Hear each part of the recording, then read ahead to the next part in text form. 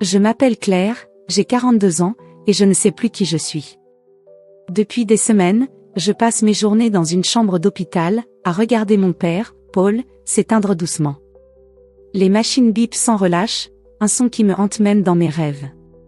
Chaque inspiration qu'il prend semble être un effort surhumain, comme s'il s'accrochait à la vie pour nous dire quelque chose, à moi, à ma sœur Sophie, à mes enfants. Mais quoi? Je ne sais pas. Pas encore. Ce que je sais, c'est que ma vie, celle que j'ai construite pierre par pierre pendant 20 ans, est sur le point de s'effondrer. Et je ne suis pas prête. L'hôpital de Lyon, où mon père est interné, sans l'antiseptique et les regrets. Les couloirs sont longs, froids, et les néons jettent une lumière blafarde sur les visages fatigués des visiteurs. Je viens ici tous les jours après avoir déposé Noah, mon fils de 12 ans, à l'école, et après avoir évité les regards inquisiteurs de Léa, ma fille de 16 ans, qui semble toujours deviner quand je cache quelque chose. Ils savent que leur grand-père va mal, mais je ne leur ai pas encore dit à quel point c'est grave. Comment leur expliquer que l'homme qui leur racontait des histoires de pêche au bord du Rhône, celui qui leur glissait des bonbons en cachette, ne reviendra peut-être jamais à la maison? Mon mari, Julien, est là aussi, quelque part dans cette équation familiale bancale. Il passe à l'hôpital de temps en temps, toujours impeccablement vêtu, avec son costume gris qui coûte plus cher que notre loyer mensuel. Il serre la main des médecins, pose des questions avec ce ton autoritaire qui le caractérise, et me jette des regards que je n'arrive plus à déchiffrer. Est-ce de la pitié? De la colère? Ou autre chose? Julien et moi, c'est une longue histoire, une de celles qui commencent par des promesses et finissent par des silences. 20 ans de mariage, 2 enfants, une maison à la périphérie de Lyon, avec un jardin où les roses ne fleurissent plus. Tout semble parfait, vu de l'extérieur. Mais à l'intérieur, c'est une autre histoire. Je me souviens du jour où j'ai rencontré Julien. J'avais 22 ans, fraîchement diplômée en histoire de l'art, pleine de rêves de musées et de voyages. Lui, il était déjà un homme d'affaires en devenir, sûr de lui, avec ce sourire qui faisait fondre tout le monde. Mon père l'adorait. C'est un homme solide, clair, me disait-il, sa voix grave résonnant dans notre maison d'enfance à Villeurbanne. Il prendra soin de toi. Et moi, naïve, j'ai cru que l'amour viendrait avec le temps. J'ai rangé mes rêves dans une boîte, je l'ai fermée à double tour, et j'ai dit oui à Julien. Parce que c'était ce qu'on attendait de moi.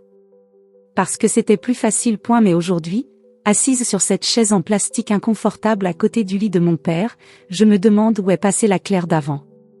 Celle qui riait fort, qui peignait des aquarelles jusqu'au milieu de la nuit, qui croyait encore au possible. Elle s'est perdue quelque part entre les couches de Noah, les crises d'adolescence de Léa, et les soirées où Julien rentrait tard, sentant le whisky et les excuses. Claire. La voix de Sophie me tire de mes pensées. Ma sœur cadette est là, dans l'embrasure de la porte, un gobelet de café à la main. Elle a 37 ans, mais elle porte toujours ses cheveux châtains en une queue de cheval désordonnée, comme quand nous étions enfants.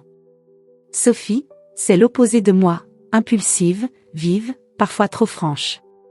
Elle a toujours été la préférée de papa, celle qui le faisait rire avec ses histoires farfelues. Moi, j'étais la sérieuse, celle qui ne faisait pas de vagues. Mais ces derniers temps, je sens une tension dans ses regards, comme si elle me reprochait quelque chose. Quoi? Je l'ignore. Tu as l'air épuisé, dit-elle en s'approchant. Ses yeux scrutent mon visage, et je baisse la tête, gênée. Tu devrais rentrer te reposer. Je peux rester avec papa ce soir. Non, ça va, dis-je, ma voix plus faible que je ne le voudrais. Je veux être là s'il se réveille. Sophie hoche la tête, mais je vois qu'elle n'est pas convaincue. Elle s'assied de l'autre côté du lit, prend la main de papa, et commence à lui parler doucement, comme si elle espérait le ramener à nous par la seule force de ses mots.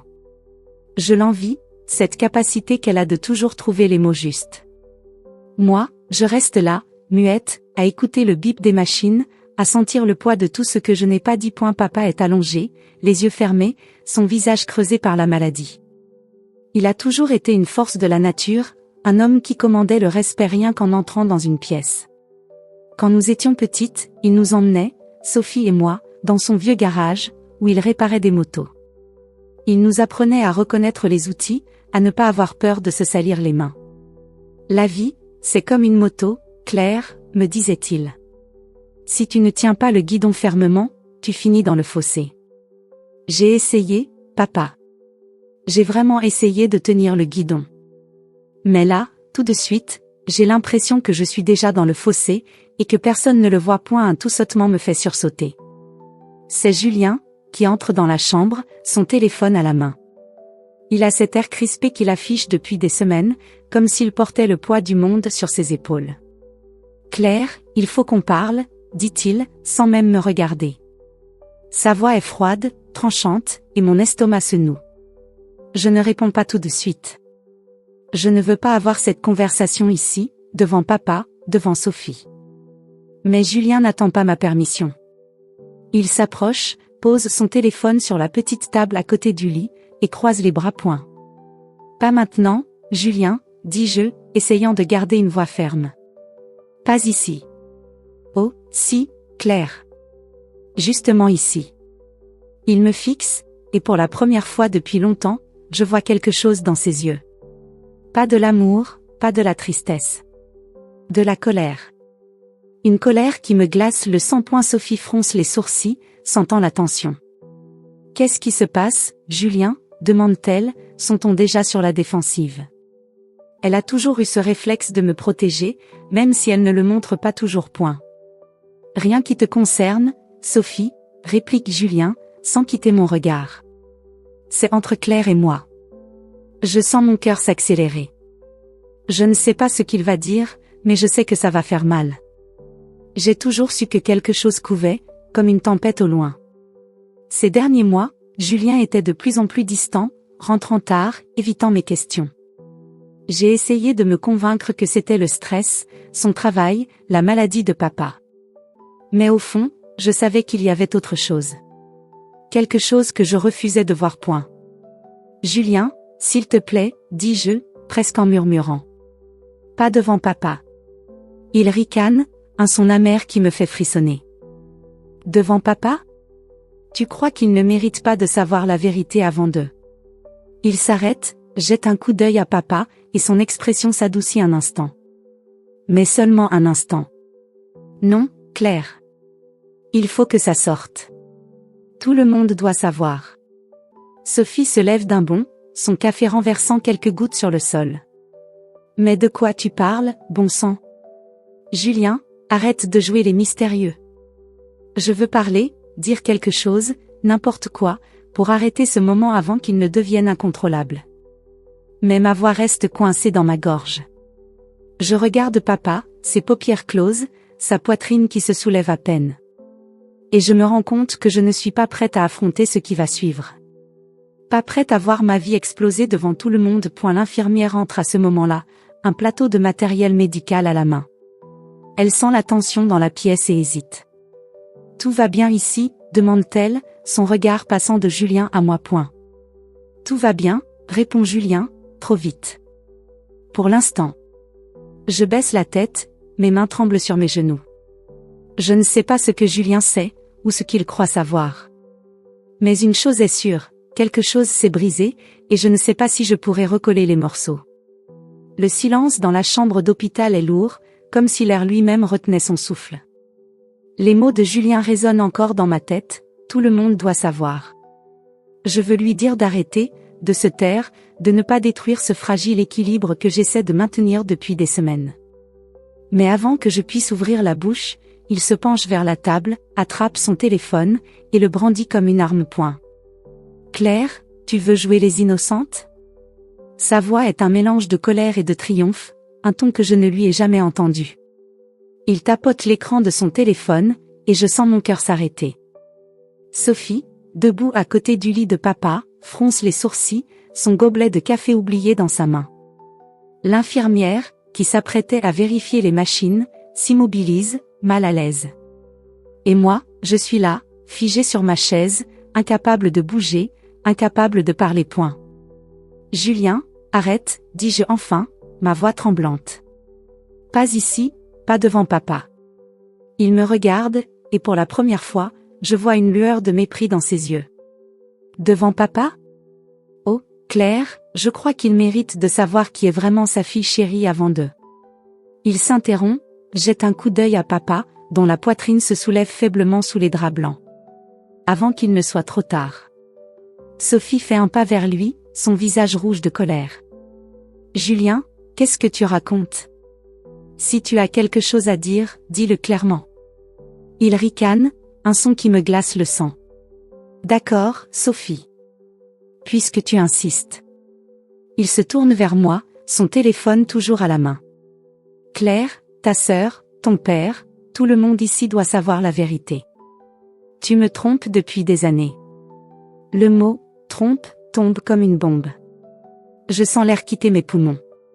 Sophie pousse un cri étouffé, et l'infirmière, gênée, baisse les yeux. Je veux nier, crier que c'est faux, mais ma gorge est nouée. Julien continue, implacable. Ne fais pas l'innocente, Claire. J'ai des preuves. Il brandit son téléphone, et avant que je puisse réagir, il fait défiler des photos sur l'écran, les tournant vers Sophie et l'infirmière. Regardez. Votre parfaite Claire, dans les bras d'un autre homme. Des rendez-vous secrets, des messages, des hôtels. J'ai tout. Je me lève d'un bond, mes jambes tremblantes. Julien, arrête.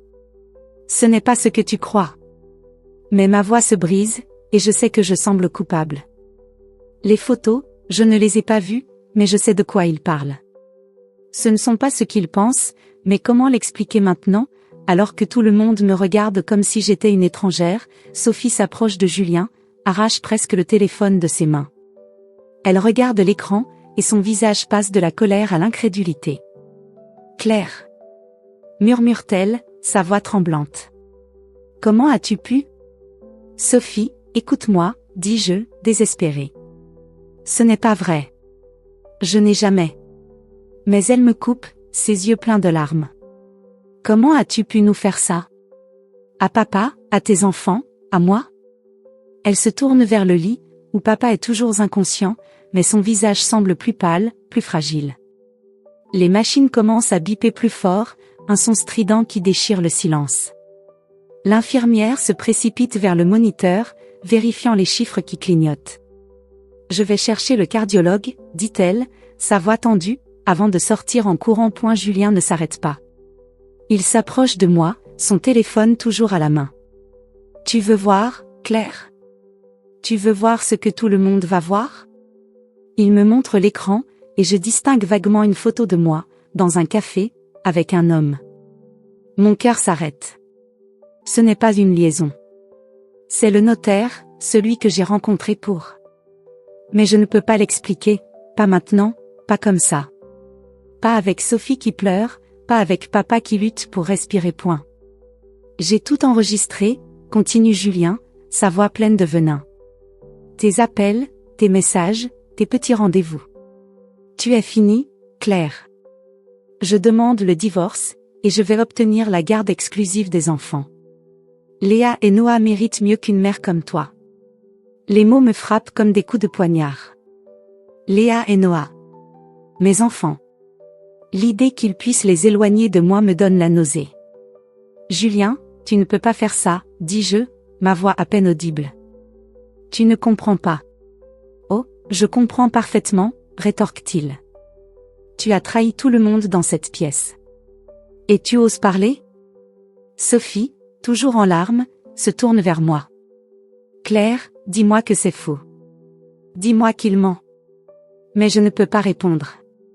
Pas parce que je suis coupable, mais parce que la vérité est trop compliquée, trop lourde à porter. Et puis, il y a ce secret, celui que je garde depuis des mois, celui que j'ai juré de protéger pour papa. Je baisse la tête, incapable de soutenir son regard. À ce moment-là, les machines s'affolent davantage. Le bip devient un hurlement continu, et mon cœur s'arrête. Papa. Je me précipite vers lui, prends sa main, si froide, si fragile. Papa, tiens bon, s'il te plaît, dis-je, les larmes roulant sur mes joues. Sophie est à côté de moi, ses sanglots secouant son corps. Papa, non. L'infirmière revient en courant, suivie du cardiologue, un homme d'une 50aine d'années avec des lunettes rondes et un air grave. Il se précipite vers le lit, vérifie les moniteurs, ajuste quelque chose sur la perfusion. Tout le monde, reculé, ordonne-t-il, sa voix ferme mais calme.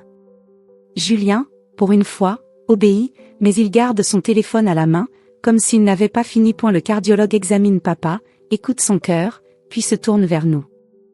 Son regard passe de Julien à moi, puis s'arrête sur les photos que Julien tient toujours. Il fronce les sourcils, une lueur étrange dans les yeux. Monsieur, dit-il à Julien, sa voix basse mais tranchante. Ces photos. Je dois vous dire que... Il s'arrête, comme s'il cherchait ses mots. La pièce est suspendue à ses lèvres. Sophie retient son souffle, les larmes suspendues sur ses joues. Julien plisse les yeux, méfiant. Quoi, demande-t-il, son ton défiant. Vous savez quelque chose sur ça? Le cardiologue secoue la tête, mais son expression reste troublée. Ce n'est pas le moment, dit-il enfin. Nous devons stabiliser Monsieur Dubois. Il se tourne vers l'infirmière, lui donne des instructions rapides, et la pièce s'emplit d'une activité frénétique. Mais je ne peux pas m'empêcher de fixer le cardiologue. Pourquoi a-t-il réagi ainsi? Que sait-il, Julien, lui, ne lâche pas, oh non, docteur. Vous avez vu quelque chose, n'est-ce pas? Dites-le. Monsieur, calmez-vous, répond le cardiologue, sans le regarder. Ce n'est ni le lieu ni le moment. Mais Julien n'écoute pas. Il se tourne vers Sophie, vers moi, brandissant son téléphone comme une arme. Vous voyez? Même le médecin sait qu'elle cache quelque chose. Je sens mes jambes trembler. Je veux crier, expliquer, mais les mots ne viennent pas. Tout ce que je peux faire, c'est regarder papa, dont le visage semble s'éteindre un peu plus à chaque seconde. Sophie s'effondre sur une chaise, ses sanglots redoublant. Claire, comment as-tu pu, répète-t-elle, comme une litanie. Je veux lui répondre, lui dire que ce n'est pas ce qu'elle croit, que les photos ne racontent pas toute l'histoire. Mais comment expliquer sans révéler le secret que papa m'a confié?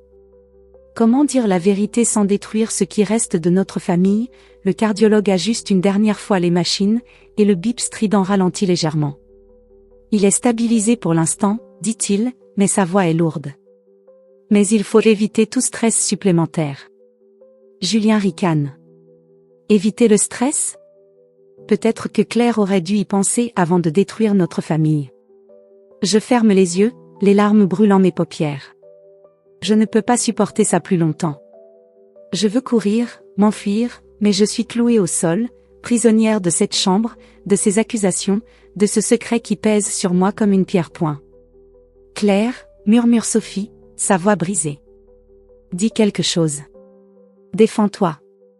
Mais je ne peux pas. Pas encore. Pas ici, pas maintenant. Tout ce que je peux faire, c'est serrer la main de papa, espérer qu'il tienne bon, et prier pour que la vérité, quelle qu'elle soit, ne nous détruise pas tous. Les jours qui suivent l'explosion dans la chambre d'hôpital sont comme un cauchemar dont je ne peux pas me réveiller.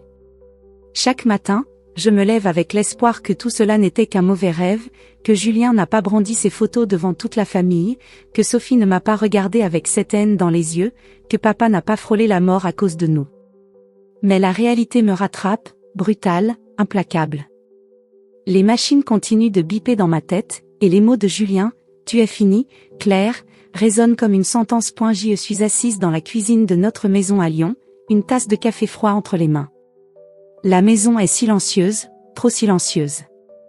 Léa est enfermée dans sa chambre, refusant de me parler depuis que Sophie lui a raconté ce qui s'est passé à l'hôpital.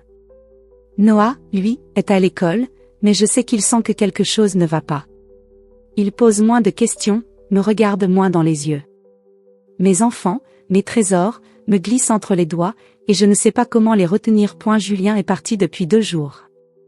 Il a pris une valise et m'a dit qu'il logeait chez un ami, le temps de régler les choses. Quelle chose? Le divorce, la garde des enfants, ou autre chose de plus sinistre? Je n'ai pas osé demander. Pas après ce qu'il a fait à l'hôpital. Pas après ces photos. Ces photos. Elles me hantent. Je n'ai vu qu'un aperçu sur l'écran de son téléphone, mais c'était suffisant pour comprendre ce qu'il croit. Moi, dans un café, assise en face d'un homme. Moi, dans une voiture, à côté de ce même homme. Moi, entrant dans un immeuble avec lui. À première vue, ça ressemble à une liaison. Mais ce n'est pas ça. Pas du tout. Cet homme, c'est Maître Laurent, le notaire de papa. Les rendez-vous, les discussions, tout ça concernait un secret que papa m'a confié il y a 6 mois, un secret que je n'ai pas le droit de révéler, pas encore. Mais comment l'expliquer à Julien, à Sophie, à mes enfants, sans trahir la promesse que j'ai faite à papa? Je repense à cette conversation, dans le vieux bureau de papa, quelques semaines avant qu'il ne soit hospitalisé. Il était faible, mais ses yeux brûlaient d'une détermination que je ne lui avais pas vue depuis des années. Claire, m'avait-il dit, savoir Hawk, il y a des choses que tu dois savoir, des choses que je n'ai jamais dites à personne. Promets-moi de garder ça pour toi, jusqu'à ce que le moment soit venu. J'avais promis, sans vraiment comprendre. Il m'avait parlé d'un testament, d'un héritage, de secrets enfouis dans notre famille. Mais il n'avait pas tout dit. Il s'était arrêté, épuisé, et m'avait demandé de contacter Maître Laurent. Il saura quoi faire, avait-il murmuré. Depuis, j'ai rencontré le notaire plusieurs fois, en secret, pour protéger ce que papa m'a confié. Mais Julien a tout interprété de travers. Comment a-t-il eu ces photos? Depuis combien de temps me fait-il suivre? La pensée qu'il a engagé un détective privé me donne la chair de poule. Je me souviens de moments où je me sentais observée, des appels anonymes, des voitures garées trop longtemps devant la maison. J'avais mis ça sur le compte de la fatigue, du stress. Mais maintenant, tout prend sens. Le téléphone sonne, me tirant de mes pensées. C'est Sophie. Je hésite, mon doigt suspendu au-dessus de l'écran. Depuis l'hôpital, elle ne m'a pas parlé. Elle m'a envoyé un seul message, sec, glacial: comment as-tu pu nous faire ça? Mais je ne peux pas l'ignorer. Pas maintenant. Pas alors que papa est toujours entre la vie et la mort. Allô, dis-je, ma voix tremblante. Claire. La voix de Sophie est froide, mais il y a une fêlure, comme si elle luttait pour ne pas pleurer. Il faut qu'on parle. À l'hôpital. Maintenant. Sophie, attends, Non, Claire. Pas d'excuses. Viens. Elle raccroche. J'y repose le téléphone, le cœur battant. Je ne sais pas ce qu'elle veut, mais je sais que ça ne sera pas agréable. Je prends mon sac, jette un dernier regard à la maison silencieuse, et pars pour l'hôpital. Quand j'arrive dans la chambre de papa, Sophie est déjà là, assise à côté de lui. Elle ne me regarde pas, ses yeux fixés sur la main de papa, qu'elle tient doucement. Les machines bipent toujours, mais plus calmement aujourd'hui. Papa semble stable, mais son visage est si pâle qu'il ressemble à un fantôme de l'homme qu'il était. Sophie, dis-je doucement, en m'approchant. Je suis là. Elle ne répond pas tout de suite. Puis, sans lever les yeux, elle murmure: pourquoi, Claire? Pourquoi tu nous as fait ça? Je sens une boule dans ma gorge. Sophie, ce n'est pas ce que tu crois. Les photos, elles ne montrent pas ce que Julien dit. Elle ricane, un son amer. Oh, vraiment? Alors explique-moi. Explique-moi pourquoi tu te baladais avec un autre homme, en cachette, pendant que papa est en train de mourir. Ce n'est pas un autre homme, dis-je, désespéré. C'est le notaire de papa. Maître Laurent. Elle lève enfin les yeux, et je vois la douleur dans son regard. Le notaire? Tu te moques de moi? Non, je te jure, Sophie. C'est à propos de papa, de quelque chose qu'il m'a demandé de garder secret. Elle secoue la tête, incrédule. Un secret? Claire, arrête. Tu crois que je vais avaler ça? Julien m'a montré les photos. Il m'a tout raconté. Il t'a suivi, il a des preuves. Des messages, des appels. Tu l'as trahi, tu nous as tous trahis. Je veux répondre, mais les mots restent coincés. Comment lui dire la vérité sans trahir papa? Comment lui expliquer que ces rendez-vous étaient pour protéger un héritage, un secret familial qu'elle ne connaît pas encore? Je baisse la tête, honteuse, même si je ne suis pas coupable de ce dont elle m'accuse. À ce moment-là, la porte s'ouvre, et Julien entre. Il porte un costume sombre, comme s'il venait d'une réunion importante.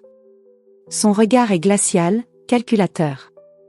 Alors, Claire, dit-il, sa voix dégoulinante de sarcasme.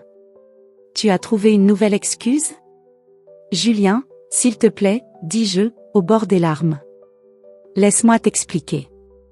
M'expliquer quoi? Il sort son téléphone, fait défiler les photos, et les brandit à nouveau. Ça? Tu vas me dire que c'est innocent? Je jette un coup d'œil à l'écran. Les photos sont floues, mais je reconnais les lieux, le café près de la place Bellecour, la voiture de Maître Laurent, l'immeuble où se trouve son bureau. Tout semble accablant, mais ce n'est pas ce qu'il pense. Julien, écoute-moi. Cet homme, c'est Maître Laurent. Il s'occupe du testament de papa. Il éclate de rire, un rire cruel. Le testament? Tu crois que je vais croire ça? J'ai engagé un détective, Claire. Je sais tout. Les hôtels, les appels tard le soir. Tu es pathétique. Sophie se lève, furieuse. Arrêtez, tous les deux. Vous vous rendez compte de ce que vous faites? Papa est là, en train de lutter pour sa vie, et vous vous battez comme des enfants. Mais Julien ne l'écoute pas. Il s'approche de moi, si près que je peux sentir son parfum. Je vais tout prendre, Claire. Les enfants, la maison, tout. Tu ne mérites rien. Je recule, le cœur battant. Tu ne peux pas faire ça. Les enfants, ils ont besoin de moi. Besoin de toi? Il secoue la tête. Ils méritent une mère qui ne les trahit pas. À ce moment-là, un toussottement faible nous interrompt. C'est papa. Ses yeux sont entr'ouverts, et il murmure quelque chose, si bas que je dois me pencher pour entendre. Claire, le secret, ne dis rien. Je prends sa main, les larmes aux yeux. Papa, repose-toi. Tout va bien. Mais il secoue la tête, un effort qui semble lui coûter tout ce qui lui reste. L'héritage, protège-le, pour elle. Sophie fronce les sourcils. Pour qui, papa? De quoi tu parles? Mais papa referme les yeux, épuisé. Je sens mon cœur se serrer. Il parle du secret, de cet héritage dont je ne peux pas parler. Pas encore point Julien, lui, ne lâche pas un héritage? Vraiment, Claire? C'est tout ce que tu as comme excuse? Je veux répondre, mais la porte s'ouvre à nouveau. C'est le cardiologue, le docteur Martin. Il entre, son air toujours aussi grave. Il jette un coup d'œil à Julien, puis à moi, et je vois cette même lueur étrange dans ses yeux, celle que j'ai remarquée à l'hôpital. Monsieur, madame, dit-il, sa voix calme mais ferme. Je dois vous demander de sortir. Monsieur Dubois a besoin de repos. Julien ricane. Bien essayé, docteur. Mais je ne vais nulle part tant que Claire n'a pas admis la vérité. Le docteur Martin le fixe, et pour la première fois, je vois une pointe de colère dans son regard. Monsieur, je ne plaisante pas. Et ces photos?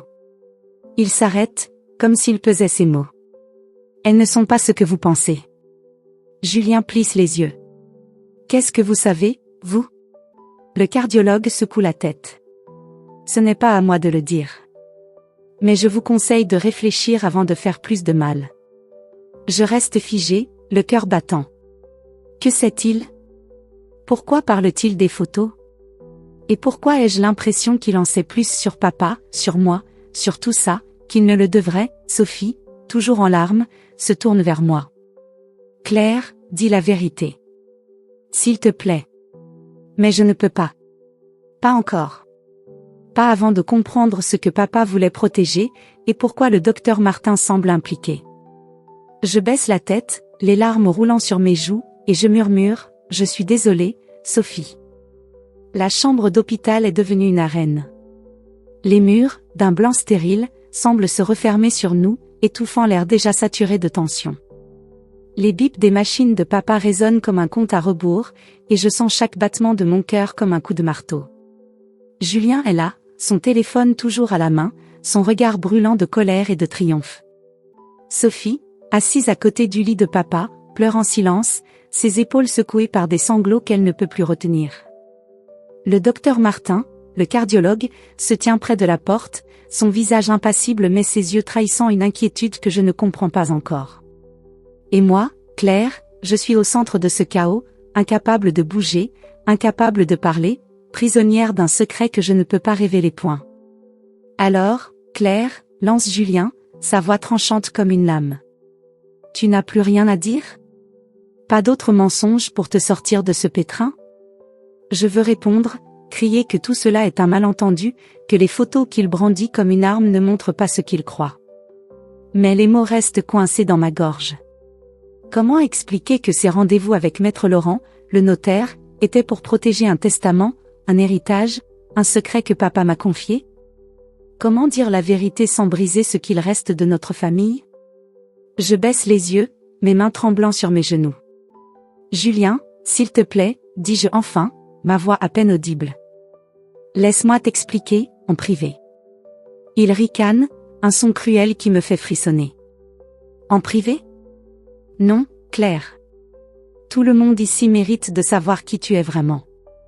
Il se tourne vers Sophie, qui lève les yeux, le visage ravagé par les larmes. Sophie, ta sœur, la parfaite Claire, celle qui jouait les saintes, t'a trahi. Elle nous a tous trahis. Sophie secoue la tête, ses mains serrant celles de papa. Arrête, Julien, murmure-t-elle. Arrête de parler comme ça. Pas devant papa. Mais Julien ignore sa demande. Il s'approche du lit, son téléphone toujours à la main, et commence à faire défiler les photos. Regarde, Sophie. Regarde ta sœur dans les bras d'un autre homme. Des hôtels, des cafés, des rendez-vous secrets. Et tu veux savoir le pire? Elle ne s'en cache même pas. Je me lève d'un bond, incapable de supporter cette accusation une seconde de plus. Ce n'est pas vrai, criai-je, ma voix brisant le silence oppressant. Cet homme, c'est Maître Laurent, le notaire de papa. Ce n'était pas une liaison, c'était pour le testament. Julien éclate de rire, un rire froid, sans joie. Le testament? Tu crois vraiment que je vais avaler ça? J'ai engagé un détective, Claire. J'ai des enregistrements, des messages, des preuves. Tu es fini. Sophie me regarde, ses yeux pleins de doute. Le testament, répète-t-elle, sa voix tremblante. Claire, de quoi tu parles? Pourquoi tu ne m'as rien dit? Je veux lui répondre, mais à ce moment-là, un gémissement faible nous interrompt. C'est papa. Ses yeux s'ouvrent légèrement, et il murmure mon nom. Claire. Sa voix est si faible qu'elle semble venir d'un autre monde. Je me précipite vers lui, prends sa main, si froide, si fragile. Papa, je suis là, dis-je, les larmes roulant sur mes joues. Tout va bien. Mais il secoue la tête, un effort qui semble lui coûter tout ce qui lui reste. Le testament, dis-leur, il faut qu'il sache. Julien s'approche, son regard dur. Un testament? Vraiment, Paul? C'est ça, ton excuse pour ta fille? Le docteur Martin, qui était resté silencieux, s'avance soudain. Monsieur, ça suffit, dit-il, sa voix ferme.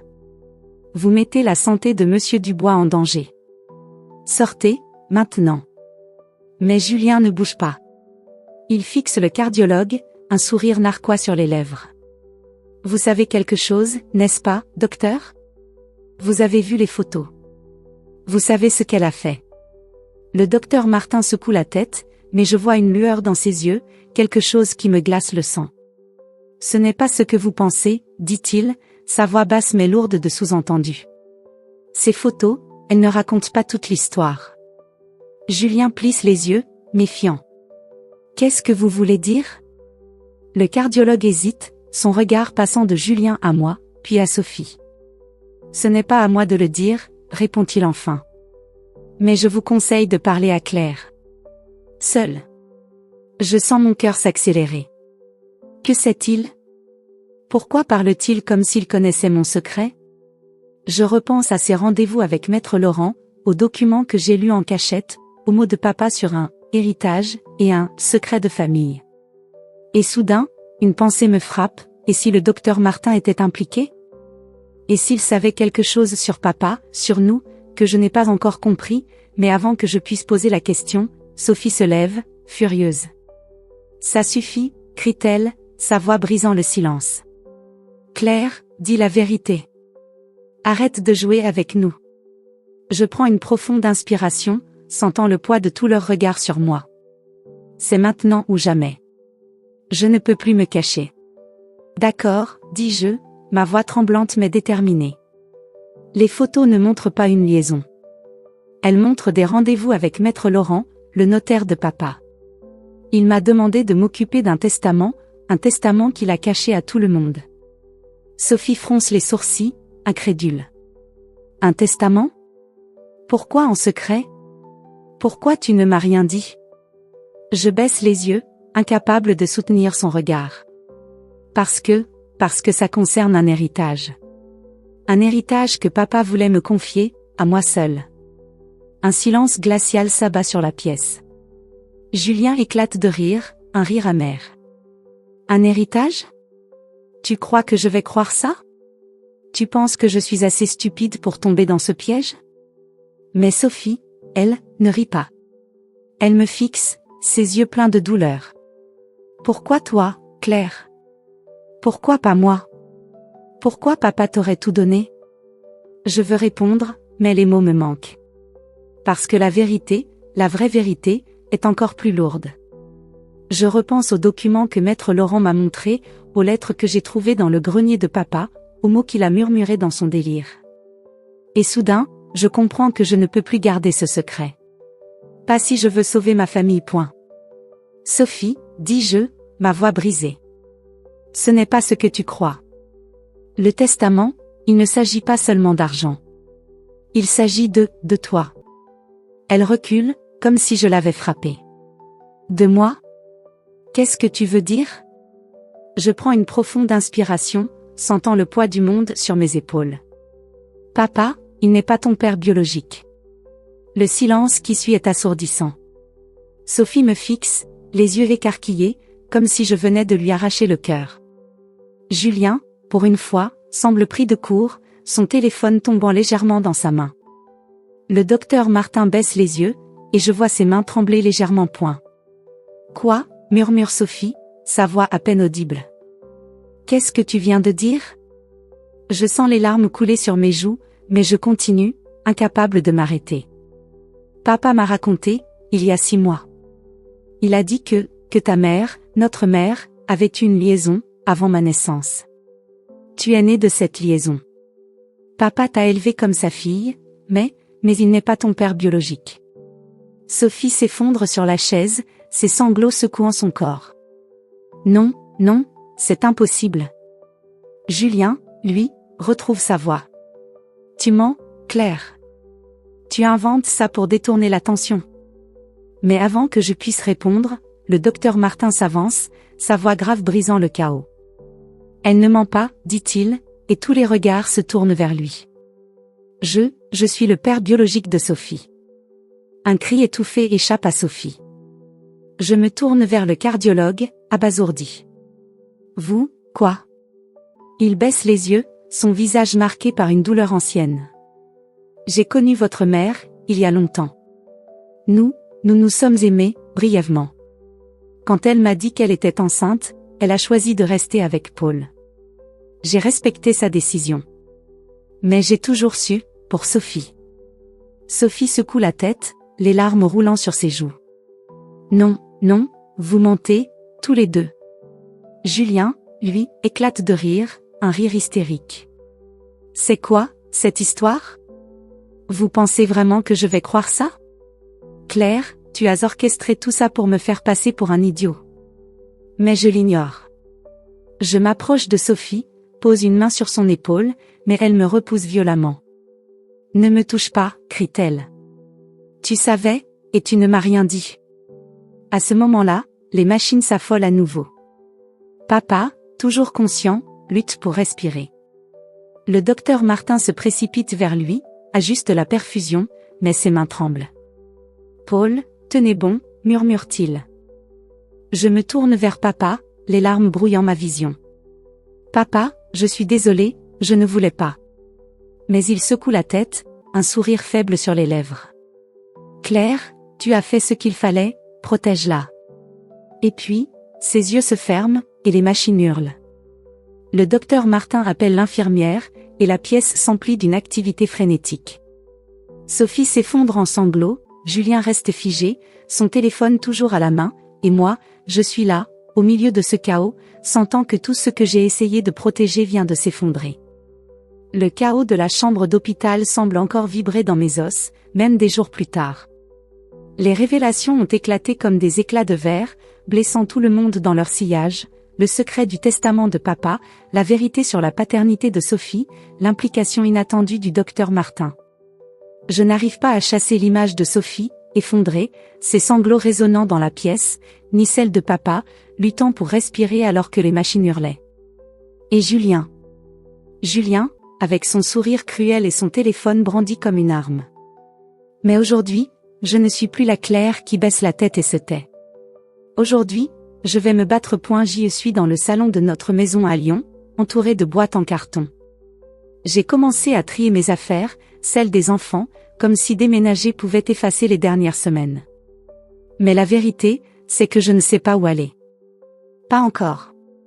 Tout ce que je sais, c'est que je ne peux plus vivre dans cette maison, où chaque mur semble porter les échos des accusations de Julien.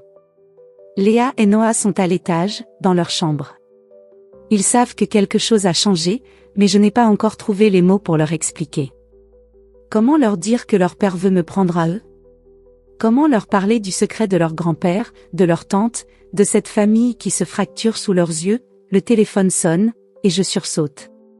C'est Maître Laurent, le notaire. Depuis que j'ai révélé la vérité à l'hôpital, il m'a contacté plusieurs fois, inquiet. « Claire, dit-il, sa voix calme mais ferme. Nous devons parler du testament. Il faut agir vite, avant que votre mari ne fasse plus de dégâts. » Je prends une profonde inspiration. Je sais. Mais Julien, il a des photos, des enregistrements. Il dit qu'il va tout utiliser contre moi pour obtenir la garde des enfants. Maître Laurent reste silencieux un instant. Ces photos ne prouvent rien, Claire. Vous le savez. Ce sont des rendez-vous professionnels. Et pour les enregistrements, nous pouvons les contester. Mais il faut que vous soyez prête à vous battre. Prête à me battre. Ces mots résonnent en moi, rallumant une étincelle que je croyais éteinte. Pendant des années, j'ai tout fait pour éviter les conflits, pour apaiser Julien, pour protéger ma famille. Mais maintenant, je n'ai plus le choix. D'accord, dis-je enfin. Qu'est-ce que je dois faire? Venez à mon bureau demain matin, répond-il. Et apportez tout ce que votre père vous a donné. Les lettres, les documents. Nous allons construire un dossier solide. Je raccroche, le cœur battant. Pour la première fois depuis des semaines, je sens un semblant de contrôle. Mais ce sentiment s'évanouit quand j'entends la porte d'entrée s'ouvrir. Julien. Il entre, son costume impeccablement repassé, son regard aussi froid que d'habitude. Claire, dit-il, sans préambule. J'ai parlé à mon avocat. Le divorce est en cours. Et je vais demander la garde exclusive des enfants. Je sens mon estomac se nouer, mais je me force à rester calme. Julien, tu ne peux pas faire ça. Les enfants ont besoin de moi. Il ricane, s'approchant de moi. Besoin de toi? Une mère qui ment, qui cache des secrets, qui trahit sa famille? Ils seront mieux avec moi. Je serre les poings, sentant la colère monter en moi. Ces photos, Julien. Tu sais qu'elles ne montrent rien. Tu as manipulé la vérité pour me détruire. Il hausse les épaules, un sourire narquois sur les lèvres. Manipuler? J'ai des preuves, Claire. Et un détective qui témoignera. Tu n'as aucune chance. Mais cette fois, je ne baisse pas les yeux. Tu te trompes, Julien. J'ai des preuves, moi aussi. Et je vais les utiliser. Il plisse les yeux, déconcerté par mon ton. Quelle preuve? Je ne réponds pas. Pas encore. Je veux qu'il doute, qu'il sente que je ne suis plus la femme docile qu'il croit connaître. Il tourne les talons et sort, claquant la porte derrière lui. Je m'effondre sur une chaise, les jambes tremblantes. Mais au fond de moi, une résolution se forme, je vais protéger mes enfants, et je vais protéger l'héritage de papa. Le lendemain, je me rends au bureau de Maître Laurent, dans un immeuble discret près de la place Bellecour. Il m'accueille avec un sourire fatigué, des dossiers empilés sur son bureau. Claire, dit-il, en m'invitant à m'asseoir. J'ai examiné les documents que votre père m'a confiés. Le testament est clair, il vous lègue la majorité de ses biens, y compris la maison familiale et une somme importante. Mais il y a une clause concernant Sophie. Je fronce les sourcils. Une clause?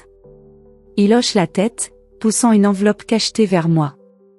Votre père a laissé une lettre à ouvrir après sa mort. Elle explique pourquoi il a fait ses choix.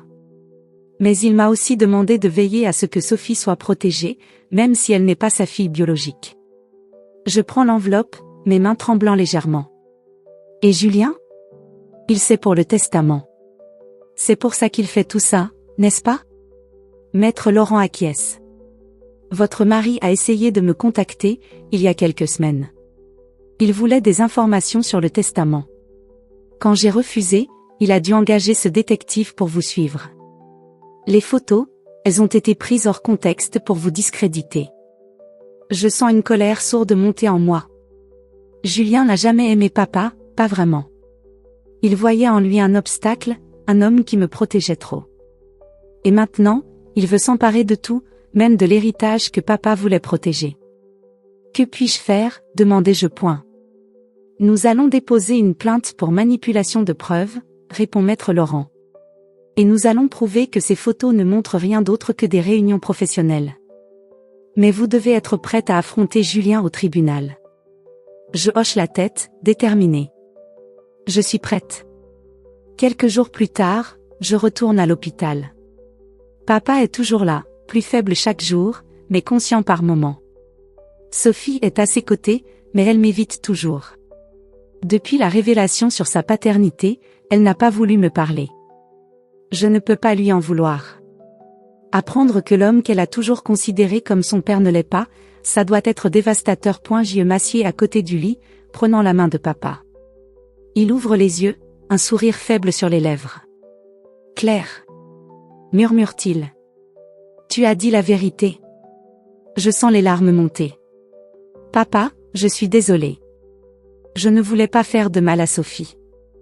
Il secoue la tête, un effort qui semble lui coûter tout ce qu'il a. Tu as fait ce qu'il fallait.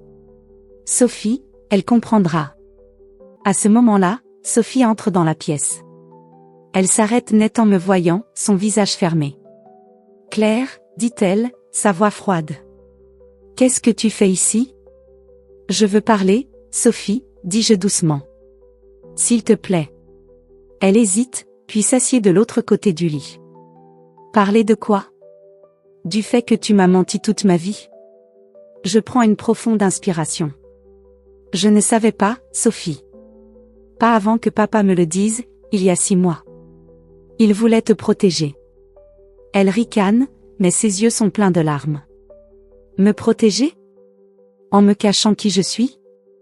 Papa murmure quelque chose, et nous nous tournons vers lui. Sophie, dit-il, sa voix à peine audible. Je t'aime, toujours, comme ma fille. Sophie s'effondre en sanglots, prenant sa main. Papa, pourquoi tu ne m'as rien dit? Il ferme les yeux, épuisé. Je voulais te donner une famille. Je sens mon cœur se briser.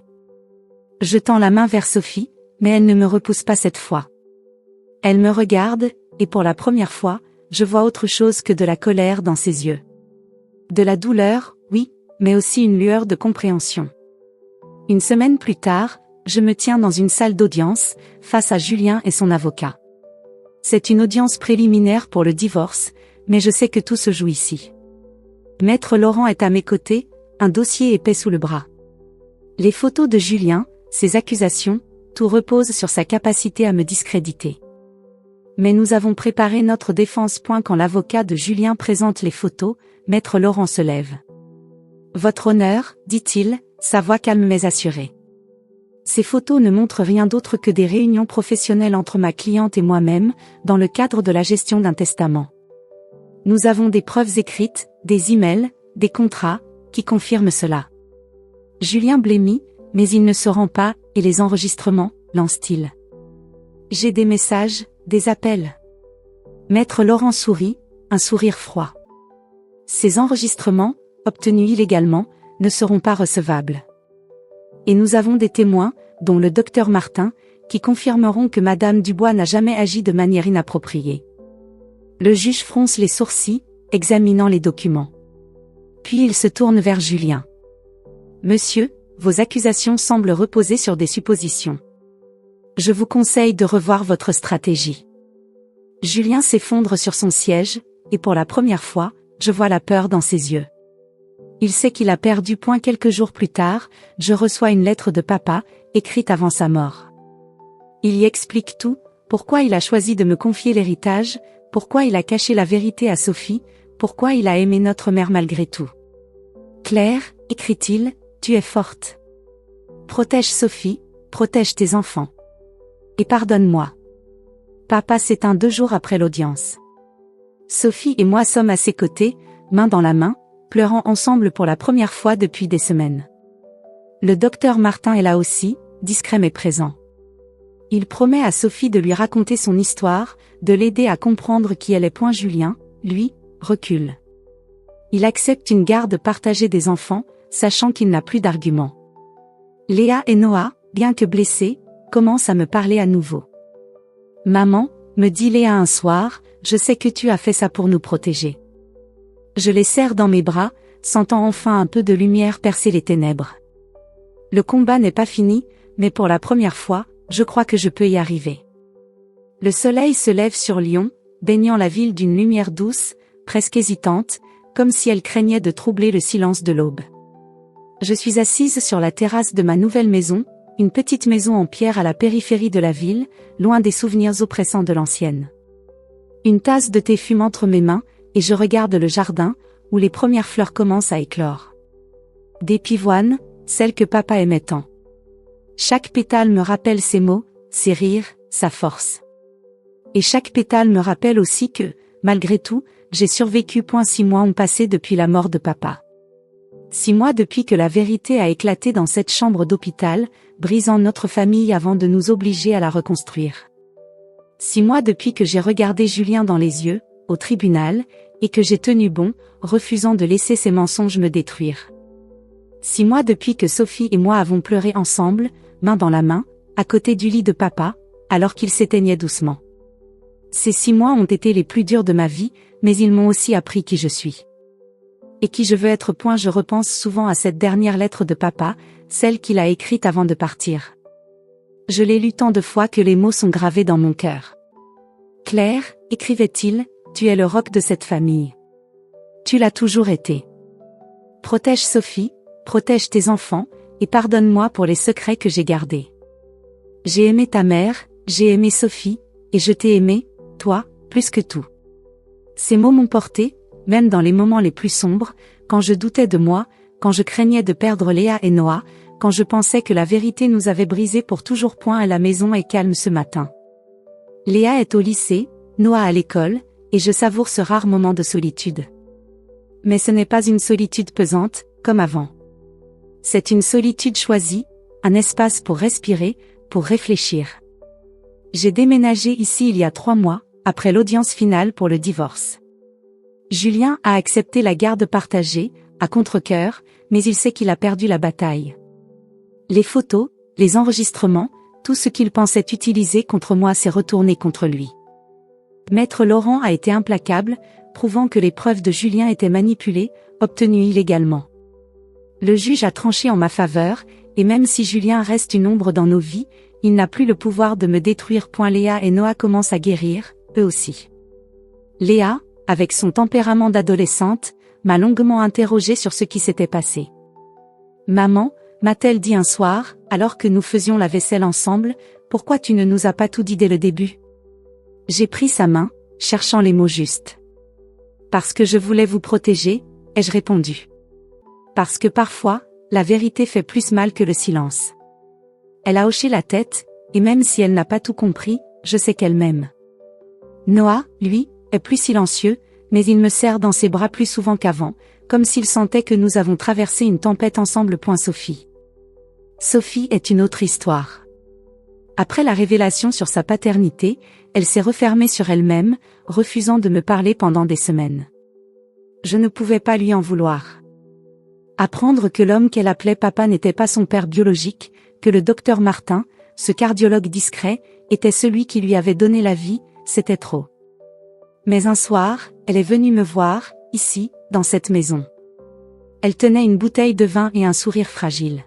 « Claire, a-t-elle dit, je ne sais pas si je peux tout pardonner, mais je veux essayer. » Nous avons passé la soirée à parler, à pleurer, à rire même, pour la première fois depuis des années. Elle m'a raconté qu'elle avait commencé à voir le docteur Martin, elle l'appelle Jean, maintenant régulièrement, pas comme un père, pas encore, mais comme quelqu'un qui veut faire partie de sa vie. Il m'a raconté des histoires sur maman, m'a-t-elle dit, les yeux brillants. Des choses que je n'avais jamais entendues. J'ai vu dans son regard une paix nouvelle, une acceptation. Et ça m'a suffi. Je me lève de la terrasse, prends ma tasse, et entre dans la maison. Sur la table du salon, il y a une pile de documents, ceux que maître Laurent m'a confiés après la mort de papa. Le testament est clair, papa m'a laissé la maison familiale, une somme d'argent importante, et une responsabilité encore plus grande. Il voulait que je crée quelque chose qui ait du sens. Pour les familles comme la nôtre, avait-il écrit dans sa lettre. Alors, j'ai fondé une association, un lieu où les familles en crise peuvent trouver du soutien, des conseils, un refuge. J'ai appelé ça « Les Pivoines », en hommage à papa. Ce n'est qu'un début, mais chaque fois que je reçois un appel, chaque fois qu'une femme me raconte son histoire, je sens que je fais quelque chose de bien. Quelque chose qui compte. Le téléphone sonne, et je sursaute. C'est Sophie. « Claire, dit-elle, sa voix plus légère qu'avant. Tu es libre ce soir ? J'en veux nous inviter à dîner. Rien de formel, juste, pour parler. » Je souris, sentant une chaleur dans ma poitrine. Bien sûr, Sophie. J'amène les enfants ? Oui, répond-elle.